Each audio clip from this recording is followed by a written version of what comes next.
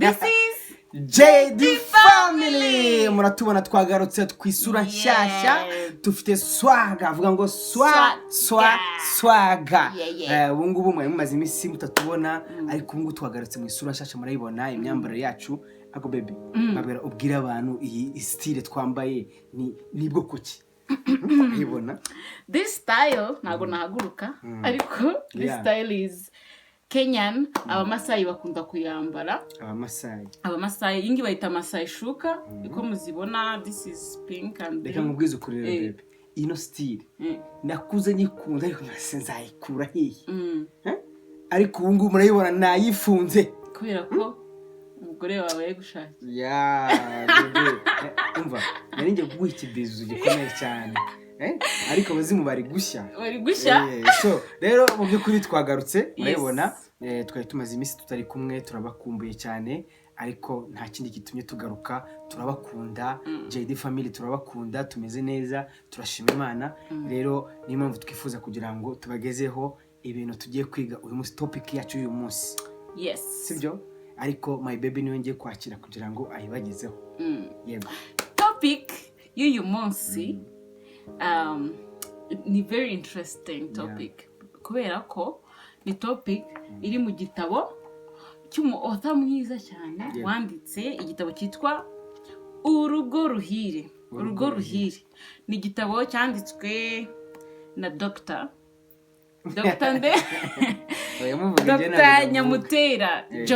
Nyamutera Joseph niwe author w'iki gitabo. Urugo ruhire mwese muri murabyumva ntago ari ishyamba nta nubwo ari umusozi. Kugira ngo urugo rube rwiza rugomba kuba ruhiye. So nagaro gushya nko gutukuriza rugomba kuba rwubakitse mbese. So urugo ruhire kugira ngo mugire urugo ruhire bisaba kuba namu bwanyu mubwiyumvamo sibyo. Rero iki gitabo nkuko mwabibonye cyanditseho Urugo Ruhire. Mbashishikariza abantu bakunda gusoma ibitabo iki gitabo muzagishake sibyo muzagishake kugira ngo mwumve. Rero niyo mpamvu ntabwo tubicisha amatsiko ndagira ngo my baby abacishizemo muri makeya ababwire introduction donc ababwire topic ya muri iki gitabo. Rero Urugo Ruhire ntabwo turagisoma cyose tugiye gusoma akantu gatoya ariko tukadiscussing yongewe na my baby namwe mutubwire. Iki gitabo ni kinini cyane pe nkuko abivuze ariko tuzaya tugenda tubakuriramo akantu gake kazatwubaka twese yaba twebwe JD Family ndetse namwe mwese aho muri hose. Ikindi kandi ntago twirengagize ibihe turimo turi mu bihe bya covid. Turabasaba kugira ngo mwirinde mugume mu rugo. Natwe ubu ngubu turi mu rugo ubu turi mu rugo natwe turatuje tugiye tubasomera igitabo cyitwa Urugo Ruhire. Babwire topic twacuzinze uyu munsi ni igice cya mbere cy'iki gitabo yitwa Gushinga Urugo ni igitekerezo cy'Imana. Gushinga urugo ni igitekerezo cy'Imana. Rero iyo wumvishe nk'ubungubu nka gutya ngo gushinga urugo ni igitekerezo cy'Imana, of course uhita bumva ko mwitangiriro naho niko byari bimeze. Imana yaremye Adamu ibona ko ataba wenyine muzanira Eva. Niyo mpamvu rero tugiye gusoma discussing. Ariko utagiye kure mu idangiriro muri Eden niho urugo ruhire rwahereye. Turakeka ko ariho byahereye. Ni nayo mpamvu uvuze ngo umugabo ntabwo agombaga kuba wenyine. Ni impamvu yamuhaye Eva umufasha. Aho hantu ho watangiye urugo ruhire. Yego dusome rero no twumve Urugo Ruhire cyangwa se ngo gushinga urugo ni igitekerezo cy'Imana. Niyo topic y'uyu munsi. Gushinga urugo ni igitekerezo cy'Imana. Ntabwo wowe ubwawe ntabwo wapfa kwishingira urugo. Niyo mpamvu bakubwira ngo umugore mwiza umuhabwa nande na Mungu n'Imana. Rero sibyo nafashishwe uvuze igiswahili mutanibuka ko twambaye nk'abanyakenya tugomba kubifiringa n'agaswahili gagomba kuzajya kazamo. Rero dusomere twumve sasa tuanze. Ndio si byiza ko umuntu aba wenyine. Yego Reka muremere umufasha umukwiriye. Itangiriro igice cya 2 umurongo wa 18 niko havuga. Iki gitabo ikintu nagikundiye kirimo ijambo ry'Imana kandi murabizi ko Bibiliya ku mukristo ni intwaro ikomeye cyane. Rero ikintu cyose uzasangamo ijambo ry'Imana icyo kintu uzacyubahe. Gusa byiza yuko si byiza ko umuntu aba wenyine. Reka muremere umufasha umukwiriye. Iyo ni Imana yavugaga. Reka imuremere umufasha umukwiriye. Yego. Gushinga urugo bifite intego zikurikira. Kuzuzanya bigaragaza kamere y'Imana. Wowe n'uwo mwashakanye, wowe n'uwo mugiye gushakana. Kuzuzanya bigaragaza kamere y'Imana.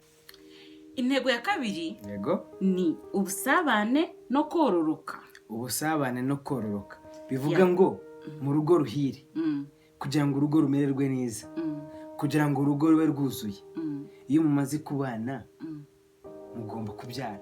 Kororoka nicyo bivuga, kuko no muri itangiriro Imana yabwiye ni Adamu na Eva, ninde yabwiye ngo muzabyare mwororoke? Ni Adamu na Eva. So urumva kubyara no kororoka ni biri mu nshingano. Yego, biri mu ntego. Ariko se tugaruke ko hari abantu babana ntibabyare. Iyo abantu babanye ntibabyare ntabwo bisobanura ko batazororoka. Hari ubundi buryo Imana ibibafitiye batazi. Ntabwo kororoka bisobanura ngo iyo utabyara ngo ntabwo muba mwororotse. Nabwo iyo usanze umuntu, iyo n'indi topic sibyo, n'indi topic twazajyamo mu kindi gihe, kuko urumva ni urundi rugendo rurerure ku bantu batabyaye, ku bantu batororotse. Ariko sorry ku bantu bazatureba badafite urubyaro, ni ubushake bw'Imana kandi Imana niyo ikora byose. Ariko dukomeze. Aya ni amagambo asomwa n'abayobozi b'amadini mu muhango wo gusezeranya abagiye kubana. So bivuge ngo iki gitabo amagambo akigize amenshi aranakoreshwa. N'umuntu wacyanditse byanga bikunze afite ibindi bintu yagiye yifashisha kugira ngo yumvikanishe urugo ruhire. Hari abasaza aba yaravuganye nabo, hari abapasiteri, abantu batandukanye. Aya ni amagambo asomwa n'abayobozi b'amadini mu muhango wo gusezeranya abagiye kubana. Bibiliya isobanura uko ibintu byinshi byatangiye mu gitabo cyayo cy'itangiriro. Ni nako Imana yashimye ko dusobanukirwa uko igitekerezo cyo gushakana ku mugabo n'umugore cyatangiye. Umuremyi w'umuntu niwe wagennye ko umugabo asiga se na nyina akabana n'umugore we, akaramata bombi bakaba umubiri umwe. Umuremyi niwe wabigennye. Umuremyi ni Imana, of course. Niyo yaremye ko umuntu azasiga umuryango agasanga umugabo. Bivuge ngo rero urugo ruhire mu by'ukuri muri kugenda mubisobanukirwa.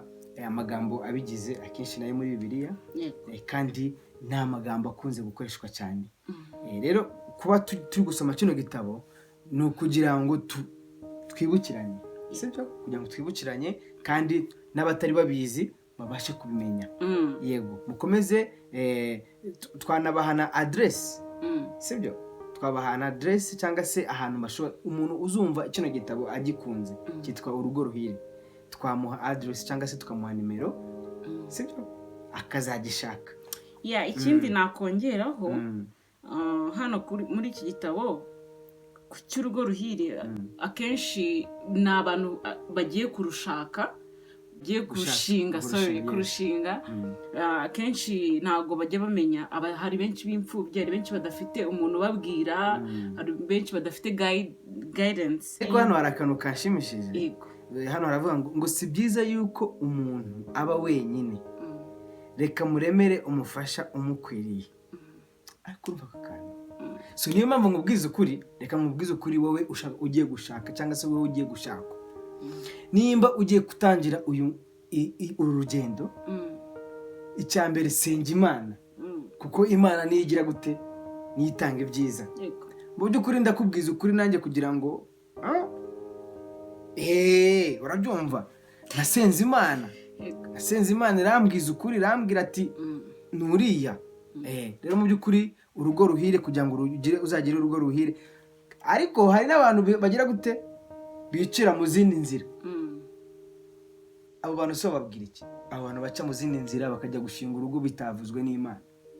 Akenshi hari abantu batazi kumva ijwi ry'Imana, ntabwo bari nervous yo kumva ngo ese Imana izambwira ryari, bari kwipressuringa bakavuga Imana yawambwiye niba ari uyu. Ntabwo bari kwalawinga ko, ntabwo bari kureka Imana ngo ibahe igisubizo mu mwanya wayo, mu gihe cyayo. Mbese barikorera, ntabwo ari ukwikorera pase, ahubwo ni ukwihutisha process y'Imana, niko navuga. Kandi akenshi niyo mpamvu abantu batazi kumva ijwi ry'Imana.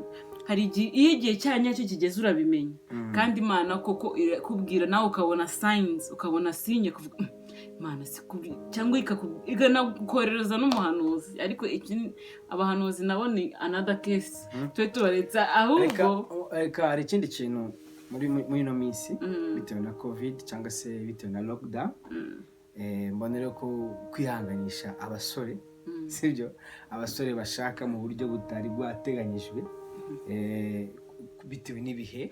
Hari igihe uza gusura umukobwa ava mu ntara akaza gusura umutipe.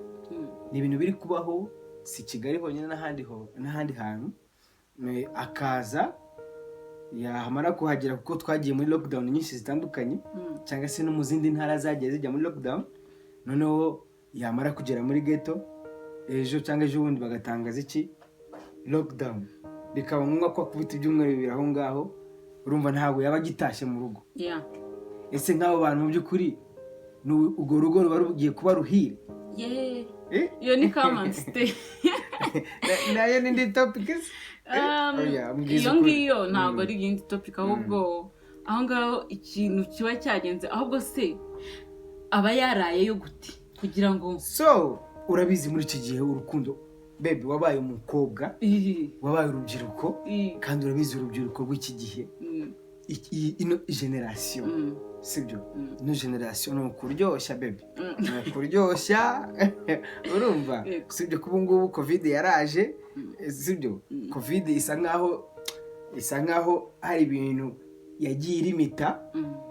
Ubu ngubu hari abantu benshi bari kuba bari mu irimbukiro ritandukanye, ariko ubu ngubu Imana ifite abantu, ubu ngubu hari abantu iri kugenda ireba neza, kuko ntabwo bari muri za gahunda. Rero mu by'ukuri hari nk'abantu bagira gute bisanga muri iyo kata, cyangwa bakisanga muri urwo rugo lockdown ikabana, ugasanga ashinze urugo mu buryo atarazi. Ariko rero tugarutse muri iki gitabo, gushinga urugo ni igitekerezo cy'Imana, ntabwo ari icy'umuntu. Aho karonika kubaho, iyo ari icy'umuntu baby, ntabwo biba byiza muri marriage life yawe, kuko usanga ariho bya bindi byose bibi biza bikakwibuza. Utibagije umunyarwanda bajya bavuga ngo zirara zishya bwacya zikegerana. Nimba urwo rugo mugiye gushinga atari igitekerezo cy'Imana, cyangwa se Imana itarabikubwiye, inshuti yanjye, banza witonde. Tugiye kubwira umuntu ugiye kurushinga, banza witonde ubaze Imana, cyangwa ntugende na pressure yuko ngo umwaka utaha nari mfite ubukwe, ariko kubera ko covid itangiye kuzamuka cyane, ngiye kutambwira sheri twibanire. Kandi ntabwo ari n'ibintu bikomeye pe, kubaza Imana just ntabwo ari ukugenda ngo wiyirize ukubita amasengesho iminsi ngahe. Abantu baratandukanye. Kubaza Imana ntabwo ari ukwibagagura, ntabwo ari ukwibaga, just go into your room. Ariko rero ndongera ngaruke, nimba urwo rugo mugiye gushinga Imana koko ibishigikiye, ntabwo byakugora, ubona ahubwo ibintu byose biri kwijyana, ngo imyenge ya supani yacishamo ibintu bikagenda neza. Rero nshuti yanjye, tudatinze, kugira ngo urugo rwanyu ruzagende neza, ngo muri gahunda y'iyaturemye, muri gahunda y'iyaturemye, ni nko kuva muri gahunda y'Imana, ngo igitsina gabo kigomba gushaka igitsina gore, gushakana hagati y'umugabo n'undi ni ikizira. Ngo hagati gushakana hagati y'umugabo n'undi ni ikizira. Icyo bita abapede. Ahantu ijambo ry'Imana rirabivuga ngo gushakana hagati y'umugabo n'undi ni ikizira. Abahehesi, abasambanyi cyangwa abagabo bendana. Bendana ni Ikirundi? Ni Ikirundi. Abagabo bendana ntibazaragwa ubwami bw'ijuru. Biri hehe? Ngo tubisanga. Nshuti yanjye ntago ariko wari kuzana Bibiliya. I have it. Let me bring it. Wari kuzana Bibiliya tugakonfirma neza kuko bino bintu soma mu Abakolosayi. Abakolosayi ba mbere urumva ngo gushakana hagati y'umugabo n'undi ni ikizira. Ngo abahehesi n'abasambanyi cyangwa abagabo. Abakolosayi ba mbere igice cya 6 murongo wa 9 haravuga soma neza tukonfirme. Abakolosayi ba mbere Abakorino ni Abakorino. Sorry. Abakorino ba mbere wewe Abakolosayi babaha ba mbere. Abakorino ba mbere igice cya 6. Sorry nisomye nabikuye mu ncamake. Abakorino ba mbere 6 murongo wa 9. Nimuzi yuko abakiranirwa batazaragwa ubwami bw'Imana. Nimwishuke abahehesi cyangwa abasenga ibishushanyo cyangwa abasambanyi cyangwa ibitingwa cyangwa abagabo bendana cyangwa abajura cyangwa abagabo bendana ndabibonye cyangwa abajura cyangwa abifuza cyangwa abasinzi cyangwa abatukana cyangwa abanyazi, bene abo ntibazaragwa ubwami bw'Imana. Ngayo nguko rero Terrible. Ahantu tuvuga amagambo menshi sibyo kuko reka tukarangize njye mfite amatsiko. Ahantu tuvuga amagambo menshi kuko aha hantu buri muntu navuga yuko afite umutima kandi umutima ni ubuturo bw'Imana kandi umutima niwe ukugira inama. Guhitamo kubana n'umugabo mugenzi wawe Bibiliya ivuga yuko uzaba wiyahuriyeho umuriro. Wowe wabikoze cyangwa se wowe ubikora sinagucira amabuye nta nubwo nagucira urubanza, ariko niwumva ari ikintu kigukomanga sibyo niwumva ari ikintu kigukomanga, reka Imana yonyine yo mu ijuru yaremye isi n'ijuru ari izagira gute izagukoraho. Yes. Ubuyobe bwo guhinyura uko yaduhanze yagambiriye sinzaduka. Abantu bagezaho bararikirana. Umugabo akarongora umugabo, umugore akarongora undi. Mu gihe cya Loti ubutinganyi bwatumye Imana itwika Sodoma na Gomora. Ibyo nari ngiye kuvuga bebe, ibyo nari ngiye kuvuga. Ubutinganyi ni icyaha kibi Imana yanga. Muri Sodoma na Gomora abamarayika baje kubwira Loti yuko agomba kuva akagendana n'umuryango we. Noneho binjiye mu nzu kwa Loti, insoresore n'abagabo baza gushaka abo bamarayika ngo bagiye gute babatinganye. Loti arababwira ati mwa bantu mwe ko mfite abakobwa hano b'amasugi batari bahura na rimwe kuva bavu n'aba OG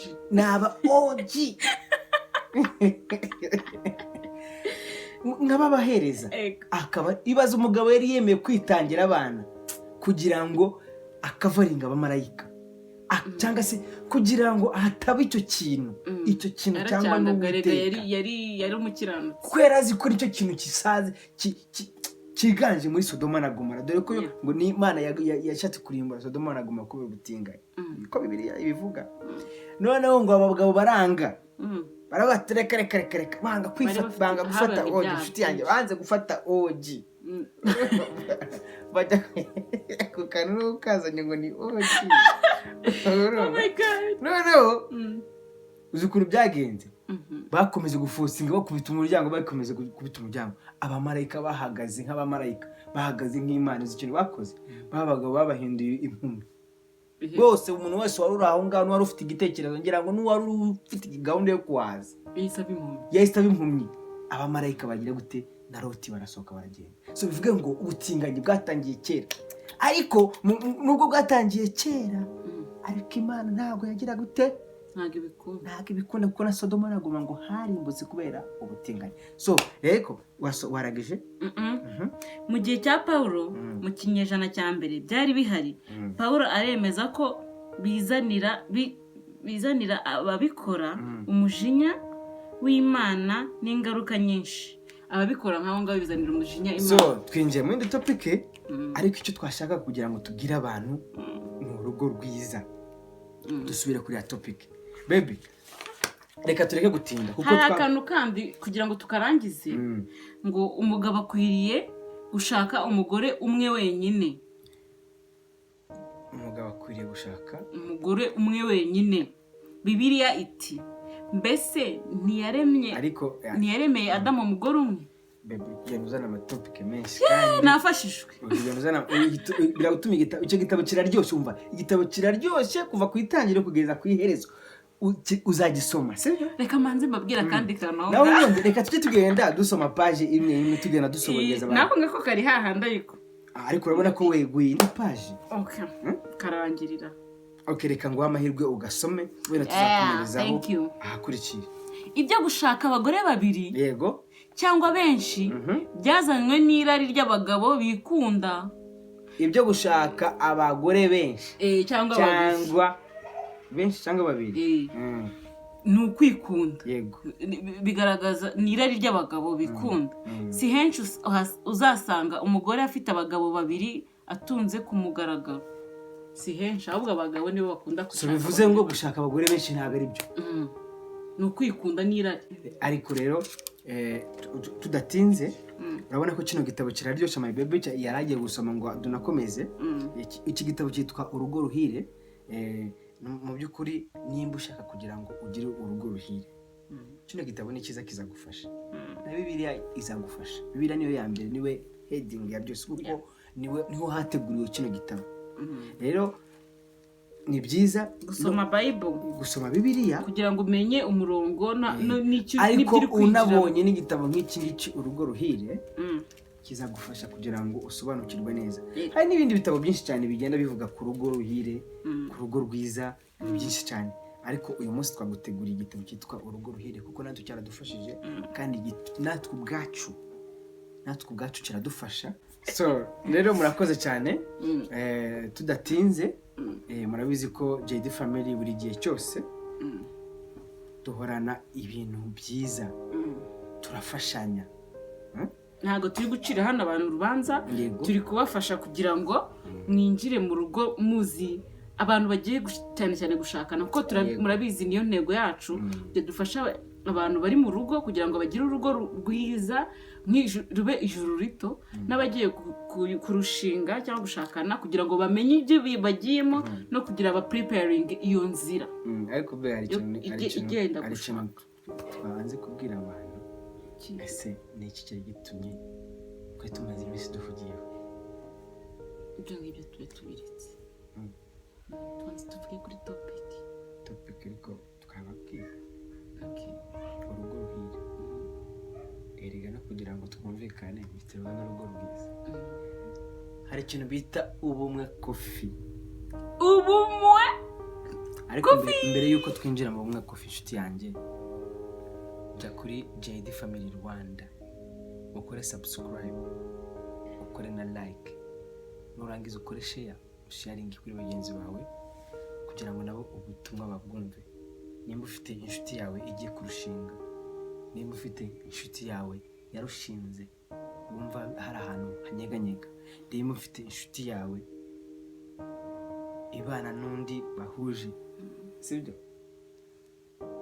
So muganire, ubabwire ijambo ry'Imana, ubafashe kandi ubabwire mu rukundo apana kugenda nk'umuntu ugire n'ibyo wirefere ku ijambo ry'Imana, wirefere ku gitabo. Ku bantu bagishaka twabaha adresse. Wanditse kino gitabo afite inararibonye muri ibi bintu, kandi ukongeye muzi n'umupapa mukuru, cyangwa se ujye kuri comment kuri JD Family, wandika comment uvuga ati uduhe nimero zawe, twebwe twazaguhuza nawe, cyangwa se tukakugeza n'icyo gitabo ubona uragishaka. Rero bebe twasoza. Kindly twasoza dufite coffee shop yitwa Ubumwe Coffee. Ubumwe Coffee ni ikawa nziza y'u Rwanda, ikawa ifite mbese umuhumuro wa danje mwiza kandi OG. Bavuga aroma ya yes. So nimba ushaka kugira urugo rwiza, nimba ushaka kugira urugo rudafite intambara, inywa Ubumwe Coffee. Kubera iki intambara n'Ubumwe Coffee bihuye? Kuko ni ubumwe. Iyo umwe ubumwe. Unity. Umoja. Ikindi kirimo niki?